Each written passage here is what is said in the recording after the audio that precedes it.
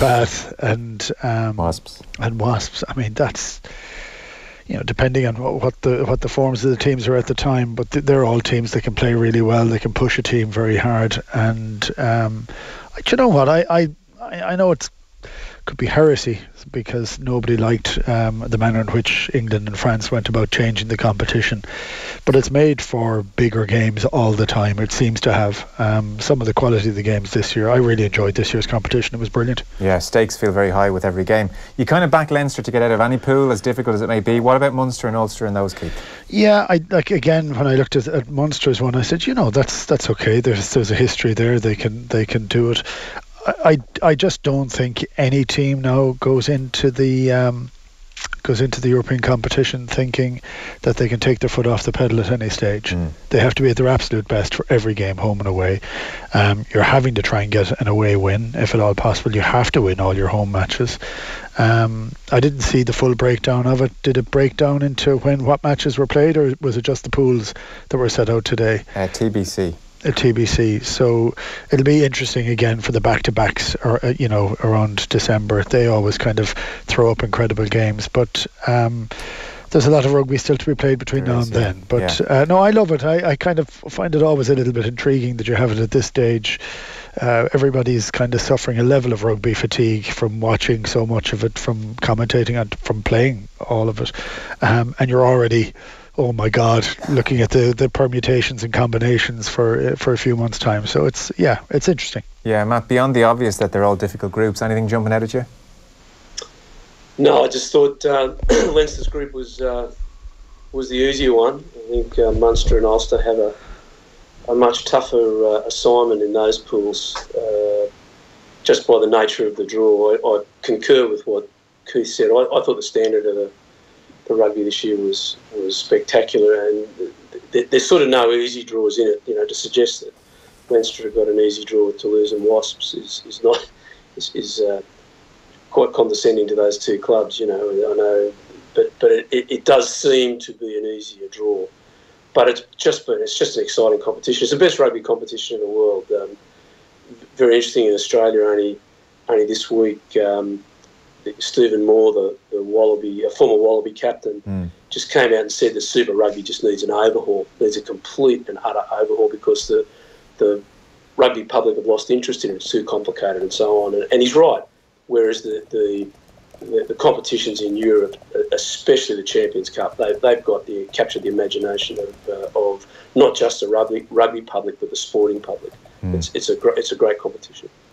For sure. We'll have plenty of months to talk about that. So let's talk about Sydney at the weekend and what we saw in Melbourne. A 5-point win for Ireland. Keith, Peter O'Mahony said it was, or maybe it was CJ Stander, said it was pretty close to their most complete performance of the season, one of their best performances of the season. It was just a completely different game to the one that we saw the Saturday before. Give us your overall impressions, and then we'll dig into some specifics. Yeah, it's kind of funny. I think we talked about it last week. I was pretty confident to this game. I think when you looked at the team that we had on paper, when you think of the rugby intellect of the team on the paper, you'd say, yeah, these guys they're bristling at the loss. I think they'll go and win. I thought it was a very complete performance. I think there were a few chances we could have taken that we didn't. We had a huge amount of control of that ball for in possession and territory. We were in a very good position. We just seemed incredibly strong, incredibly in control. I've read some of the sort of comments during the week on the newspapers and some of the websites, and it's funny because you kind of get some of the Leinster-Munster arguments that happen in those comment pages, which are quite entertaining for no reason that they come up. But I just thought some of the players, some of the leaders on that field were just fantastic, and for me, it was a team made up of Leinster and Munster, so that's kind of unusual in itself as well. But I thought Tadhg Furlong was truly incredible. I thought he has looked jaded to me for the last 2 months, and it's very funny. People say, yeah, he's not tired at all. Look at the way he played. He was jaded. He's after pulling this out of somewhere. And he'll do the same again on the weekend. Of that, I've no doubt, as will the rest of the team. And their pride, I think, was hurt a little bit by losing the first game. He was excellent. James Ryan was excellent. I thought Devon Toner, we overlook him. It's hard to overlook him because he's a giant, but we overlook him all the time because he's kind of gangly and he isn't as impactful as some of the other players. But actually, he tidies up our line out a huge amount. I think he bolsters our scrum an awful lot. And he just gets through a huge amount of work. Kind of awkward work, if we're honest. But he's an awkward guy I'd like to have in my team. I just thought so. In terms of the pack of forwards, I just thought we played very well. O'Mahony, CJ played very well. O'Mahony had one of his best games that he's played, and he's a lot of great games. I wanted to ask you about O'Mahony. So, he had 3 turnovers, which is maybe the most dramatic aspect of his performance, and 5 tackles, and he had 8 carries for 6 metres, which is not phenomenal. But I was more interested in the leadership side of things. You mentioned leadership. It's his 5th time captaining from the start. So, as a former captain, what do you make of his captaining style, his interaction with referees, his general decision-making around the park? I appreciate Johnny Sexton is involved in a lot of that, but we don't know where Rory, in what kind of shape Rory Best comes back, or if he comes back as captain in the medium term. What about O'Mahony's candidacy for captain long term? Well, I've always thought he was heir apparent for the job. I remember meeting him. Not knowing him, having watched him play, and he looks like a throwback, and he plays like a throwback a lot of the time to almost an amateur time. He looks a little bit ragged. He's just the most effective player. Not in every single game situation, but in an awful lot of them. And in the game for last Saturday, he was phenomenal. I think at times it requires the pack to be getting on the front foot at times for him to shine like he shone. He always plays well, but it isn't as visible as it was last weekend. And that's one of the elements I would say about him. And you mentioned Johnny Sexton there as one of the other guys with him. If you have a really good core leadership team, you can have one guy that you can follow and it would be fine with him. He looks very comfortable with it. It doesn't bother him in any way, shape or form. I have to say, I don't think it would bother Johnny Sexton either, that we don't get to see that too often. But it sits with him very, very comfortably. And I like that idea, that it isn't about him. And he talks when he has to talk, and the referee was quite pointed the other day, saying he didn't want to talk to anybody else, he wanted to talk to the captain. That's kind of a good mark as well. But he always looks like every ounce of his being is being thrown into the game. I mean, I just think he plays at a really, really high level all the time. And we maybe don't see it as evidently, but he talks to the referee. He's very calm. The players around him respond to him very well. You can see it. Now, I don't know what he's saying, and you can only see what you're watching from afar when you're watching the games. But there's an immediate reaction to him and a deferring to him that for me augurs very well for him as a captain. Matt, it's been a series about the breakdown thus far, that's for sure. And Ireland reacted to the first test and reacted very well, which always, especially in rugby, I mean, more than most sports, maybe it's the physical element, I don't know, but psychology is such a powerful thing in it, which makes you worry somewhat that Australia will react in the third test. They have the week of resentment and anger and giving out to each other at training now.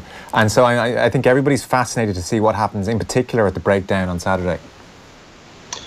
I couldn't agree more, Joe. The Pocock also, I've written down my notes here, there were just 2 incredible turnovers from Pocock, and Peter O'Mahony, as Keith has said, did 3. And they were turning the tide. All of those were turning the tide. I thought Ireland put Australia under great pressure. I think the return of Gary Ringrose was incredibly important. They shut down Curtly Beale. He was replaced. He didn't like getting replaced. You could see it. He was not a happy camper, but he had a bad game. Gave away a couple of penalties, high tackles, and they were definitely high tackles. They weren't dangerous tackles, but that's the law. You touch someone's head, you get penalised. And in the week before, when you had Robbie Henshaw, who's a world-class inside centre, playing 13, he just couldn't quite shut Curtly down. And if you shut Curtly down, you can shut Israel Folau down, and that's what happened. Ireland also got their tactics absolutely right in the chasing game, as in when Australia kick and bring big Israel Folau through to catch the ball, they were running blockers left, right and centre. Now, I don't say that as with any malice. I thought it was really great tactics. Ireland got their tactics absolutely spot on. Every time Ireland have lost in the last few years, the opposition team has won the kicking battle and the catching battle in the air. And in the first test, Israel Folau dominated the air. He didn't catch one last week. Stephen Larkham actually after the second test made the complaint that there was a bit of blocking going on and someone toward tactics. But I doubt anything out of the ordinary, anything out of the norm for what Israel Folau can expect to come up against in a test environment. Oh, I thought it was exceptionally smart. I'm not criticising it, but they were definitely running blocking lines. Yeah. Now, they won't get away with this week because the Australians have kicked up a sting. I'll give you an example of the smart tactics that they got away with. There was a midfield scrum in the second half, and Australia have been really powerful on their set plays against Ireland. They've picked the Irish set play defence, and they've done very, very well against in the first test. So midfield scrum, Conor Murray actually was standing offside to stop Genia was still on the field. Genia was still on the field to pass to his right. So he just stood offside to block that pass to his right. So he was forcing Genia to play left. But they were getting away with it. Now, you play with what the referee will let you get away with. And Ireland played the game very, very smart at every aspect of the game. I thought they rolled the dice. Peter O'Mahony rolled the dice, taking his three penalties in the Australian 22, not taking the three. And on the third one, of course, Tag Furlong scored an unbelievable try. If Australia had have held Ireland out there, the game would have been different. Now, they didn't, and the Ireland won. But I'd slightly disagree with Keith that I just felt this Irish attack is still only showing us 80% of what they can do. There's another 3 gears in this side.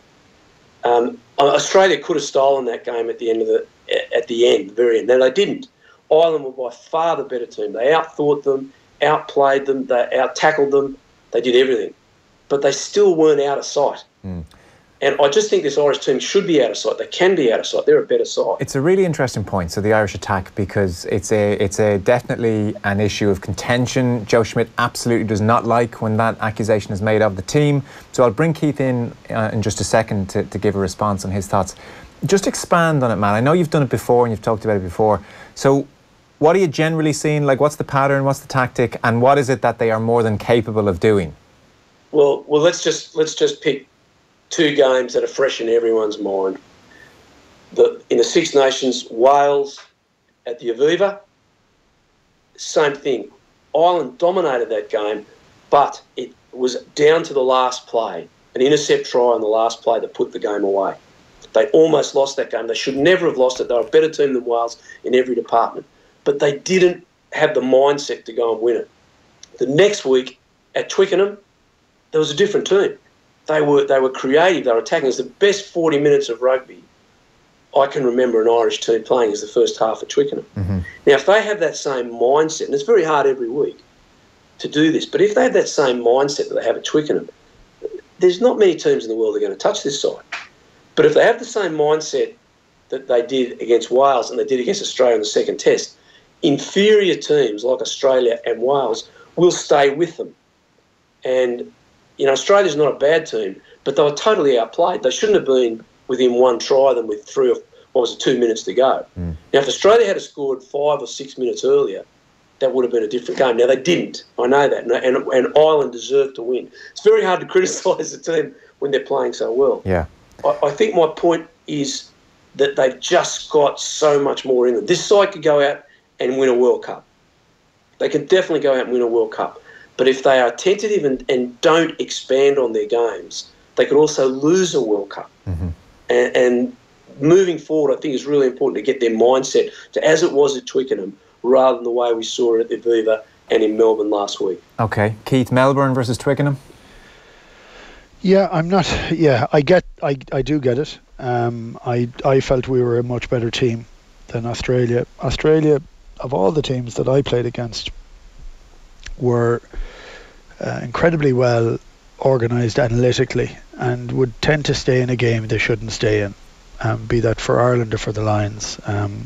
They have an ability to stay close and a footballing ability. Actually, I love the way Australia's backs play. It's a kind of quite a natural footballing style. They can back their own skills, and if there's a gap, they'll have a go at it. They have a cutting edge. We're a little bit more organised as opposed to having a pure cutting edge. We're a little bit more organised in our attack, and I think if you're, I don't want to try and channel Joe Schmidt, but if he was to give a riposte to what Matt has just said, he might have said there were 2 or 3 line breaks that should have resulted in 21 points that didn't go to hand or didn't look to pass, or there was a couple of mistakes that were done, or the knock-on of Keith Earls, that if they had actually been delivered as they should have been, that would have been a 26-point win or something like, and so he is looking for a level of perfection on a style that he has in there. At times I think it can be a little bit frustrating, and I would say imagine how frustrating it is for the coach when the player doesn't look to his left when he is a support runner in his left, and elements of that. But I think it's a little bit careful. Contrary to Matt, I like it. Right. I would like to be going down the end of the game with 12 points up instead of 5. Absolutely, that's not good for the heart. Sure. But I think I'm somewhere in between the two, if I'm to be honest. Yeah, no, that's fair enough. So Matt, a little bit careful, but Keith ultimately likes it. And there's still 26 points on the board at full time on Saturday. And as Keith says, maybe Joe Schmidt says, well, look, 1 or 2 of those line breaks, we're a bit more efficient with them. Then suddenly we're looking at 35, 40 points and everybody's happy. So with 26 on the board, being a little bit careful, that's not so bad, is it? Or do you think ultimately, come on, let's open this thing up now? I just think we're making a lot of, in the Irish media generally, because everyone loves the team so much and they're enjoying this season so much, in an extraordinary season of Irish rugby, which if the team wins on Saturday would be probably regarded as the greatest season in Irish rugby's history. I just think everyone's not being really that honest. I'm not suggesting you or Woody aren't, by the way. I just think there's a little bit... I know you are. I know you're backtracking. No, mate. What I'm just like, the headline of this podcast will be Williams calls Wood liar. That's what we're going with. Wouldn't be the first time. Again. No, come on then. So give it to us. We're a little bit too invested in the team, and we like the players, and we love Joe, and so let's talk about that. I was pretty annoyed with everyone last week when in the first test we were saying the referees were cheats. I'm going, look, the referees weren't cheating. They were calling the games as the laws are. We don't necessarily agree with the laws, but the referee had to call it, like to suggest that there was some sort of conspiracy and things were going their way. Like you only had to look at the disallowed try for Israel Folau to say, well, Australia should have scored another try. And I just thought, well, the referees were poor. Matt, the refs were poor last week. I don't know that they were poor to any one team. They were poor in 3 or 4 of the matches last week. Absolutely. Benjamin Ford getting red carded over in New Zealand. It was just pathetic. Yeah, let's ditch the referees for a second. Can I and I'm letting you in here, but let me put it to you that the general feeling is the team are doing incredibly well under Joe Schmidt and always have done. And 2, it is just so bloody apparent to all of us that Joe Schmidt knows more about rugby than most people, and he's telling us, look, this is the way it has to be. I've looked at it. I've sized up the options that I have at my disposal. I've looked at the game and the trends in the game and where it is, and this is the best way, and trust me. And to a large extent, I think people have gone along with that, and there is an element of trust in Joe in the analysis, which I would argue is very understandable when the results are so good. If I was to sum up the mood in Irish rugby circles, I think that might be it. Yeah, and look, how can you argue? He's a phenomenal coach with a phenomenal record. And it's really funny, whenever I say something about, look, I think the team could attack more, everyone defends Joe like he's a saint and can't do it. He's a great human being. But you can still have an observation on the game. Now, Australia gave away almost 2-1 penalties. Australia had one of the worst games they've had in a long time. They very rarely do that 2 weeks in a row. They're coming to the Sydney Football Stadium. They've lost one game at the Sydney Football Stadium in almost 20 years. Now, they don't play there all the time. It is a fantastic place to play Sydney. To play rugby. It's a sellout. It's 45,000 capacity. They'll probably break the record. Yeah. The pubs around Paddington, the Sydney Football Stadium, will be packed. It's exactly like Dublin. It's all terrace housing, pubs on every corner. It will be a fantastic atmosphere. And if Ireland don't come out and play attacking rugby, they'll lose. Okay. Now, they're capable of playing it. If they go to Eden Park one day and they don't play attacking rugby, they'll lose. When they come up against New Zealand, whether it be in the final or a semi-final at the World Cup in Japan next year, if they don't play attacking rugby, they'll lose. That's my only point. Okay. The team's going great, but it's not going to win you a World Cup. Okay. And this team is capable of winning one. And I don't think that's attacking Joe or attacking the team or saying it's not good enough. No, I don't. Exactly opposite. I'm saying the opposite. I'm No. saying they're capable of winning a World Cup. I think that's very clear. I think it's good to have that kind of discussion. So a completely different point, Keith, is Sean Cronin. So I want to talk to you about where we are at number 2. It's been an ongoing discussion point over the last number of days. So, I mean, the initial squad was named and it was very much Best and Sean Cronin and Rob Herring. Herring started that first test and Cronin came on, obviously. And then Niall Scannell, who was the late call-up for the series, started on Saturday, just gone. I think it's his 8th test. He was about a year waiting for his 8th one. And we didn't see Sean Cronin. So, without question, Herring and Scannell have been the big winners on this tour, and people are wondering what is going on with Cronin. I heard Luke Fitzgerald on his podcast just thinking Joe is very unsure about Cronin and maybe has been for a long time, and there's just something off in that relationship. Who knows? We're not in camp. But give us your read as the hooker in this conversation on where we are with Cronin and Herring and Scannell, and what the logic here is with this tour and how Joe is using them. Well, it's hard to, because I don't know. Yeah. It's hard. So this is a full guesstimate. I think in a few different places on the field we have, we're going to say issues, right? Our props are fine. We're really happy with our props. Our hookers are not, because we have a 35-year-old captain who is injured and isn't there, who has just been phenomenal. He's just been phenomenal. For 10 years, he has delivered all the silverware that we would need. He has done so many different things that are of a good quality. He can't go on forever. He may not go on to the World Cup. He may, and may be fine. And this summer off may be the making of him and his final year or final couple of years playing rugby, right? So that would be pretty fantastic. We know what Sean Cronin can do, and I think everybody from the diehard Leinster fan to the diehard Ireland fan would look and say, my God, we love it when he comes on the field, because with 20 minutes to go, the guy is absolutely destructive. And he is, I mean, he's a great try scorer. He changes the energy of a game almost immediately. It isn't just that he's very quick, and he's a burly fella. He causes havoc because he runs in outside channels against guys who don't want to run against guys that run that fast, that are that big. And I think we all know that that's what he has. The biggest problem for him is that has almost become his label. He's the Ole Gunnar Solskjaer of, the super sub that comes on to deliver the riposte at the end of the game, or the coup de grace at the end of the game. And I'm not saying he's pigeonholed with that, but we know what he's like.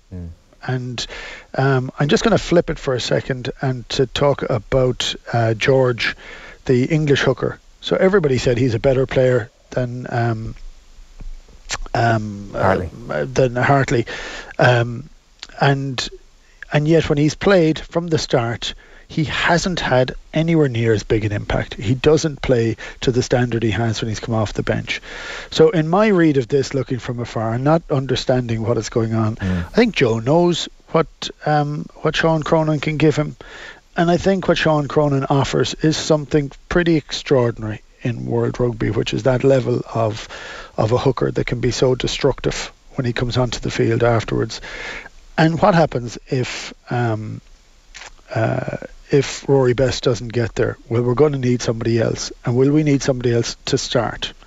And I think that's why we've seen Herring start and Scannell start. And when you've seen Cronin start for Leinster, and I appreciate that's a slightly different level, he has performed from the start, though, no? If I'm Sean Cronin, I'm saying I have bloody performed from the start. No, Sean Cronin's a really good hooker. And there's no slag on that whatsoever. I think he's a really, really fine player. I just think he happens to be monumental coming off the bench. And you asked me what did I think Joe's thinking along these lines. That, I think, could be part of it. So I wonder whether it's to cover all the bases. I don't know that he has dropped down a pecking order. I think this is an opportunity for Ireland to try and blood some hookers. He's blooded. We know what he can do. Even if he starts, we know what he can do. But this is a very technical position that we may have a need for immediately. Now, one of the other two guys are going to go in the World Cup anyway. Maybe both of them will. So they needed to have played some matches. For the same point, when people were complaining about picking Joey Carbery, I would have always picked Joey Carbery on that first match, because if Sexton had played and we'd lost, you'd still play Sexton again and you'd play him again on the third week. He'd have played 3 and we wouldn't have had any insight into how Joey Carbery can play against a top team in the world. So I think it's important that Ireland win the championship down there, or the series down there. I'd love for that to happen. I think that would be incredible. All the teams, England did it prior to their World Cup win in 2003. They had to get that off their back. They had to know what it was like to win a series down under. That was a really big deal. This is Ireland's chance to do it. I think it's still a really good chance to do that at the weekend. But we also need to try and find a little bit of depth in positions. 9, 10, 2, and maybe 15. Okay. To be fair to Sean Cronin, if he's looking for crumbs of comfort, Simon Easterby said something similar to you today, where he said, we feel the younger guys haven't had much time with us, they haven't had much test match experience, and so the two guys we're not as familiar with as we would be with Sean. We know exactly what he can do. So maybe that's a crumb of comfort for Cronin, who's probably scratching his head a little bit. Matt, I don't quite have time to get your thoughts on that dynamic. We can watch that unfold. So instead, what's going to happen on Saturday? I think it's going to be a sensational game. I think it's going to be an absolutely sensational game of rugby. It's going to be, as I said before, at an iconic venue in Australian sport. The first game of rugby where the Wallabies played was only 100 metres away from that in the 1890s. And the Sydney public are going to turn up. There's a huge Irish community in Sydney. The suburb of Coogee, there's a strong rumour they're going to put a fodder over one of the U's there. There's that many Irish living in Coogee. And they're there. It's a sellout. So it's going to be a great occasion. If the weather is wet, Ireland will win. I think if it's dry, Australia have got a very, very good chance. Okay. It will depend on the shutting down of Kurtley Beale and Israel Folau. If Ireland can take them out of the game, they won't take Pocock out of the game because no one can. He's a great player. The Australian forwards went okay, their line-out's been shaky, but Folau and Pocock can win those games.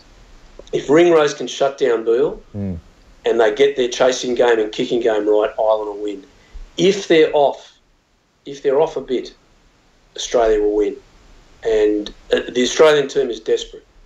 So I don't think we should just think this is all over. I agree with Keith. I think it'd be great for the Irish side to win if they do this going to the World Cup, give them huge confidence. But this Australian side, it's so hard to pick. Last year they lost by 40 points against the All Blacks in the first game, 50 points. I think it was 38-0 at half-time. It was appalling.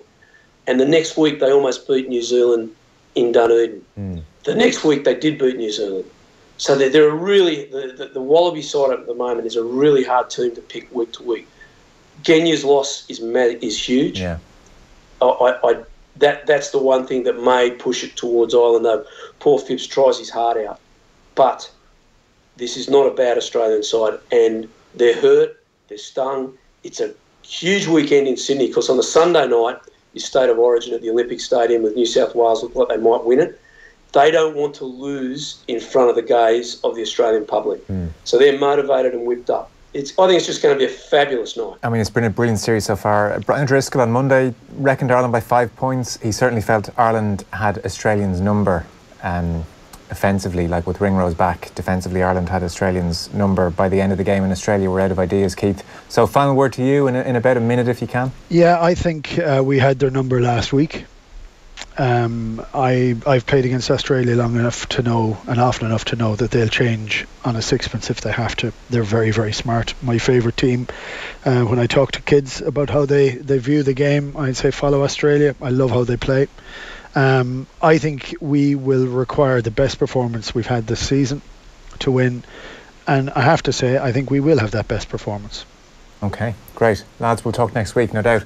Keith Wood, Matt Williams, thanks very much, lads. And should let you know, 80 minutes on the clock, Iran 0, Spain 1. Diego Costa with the breakthrough for Spain. Football show is on the way after 9. We're talking to Johnny Ward in the next few minutes as well about new ownership at Galway United.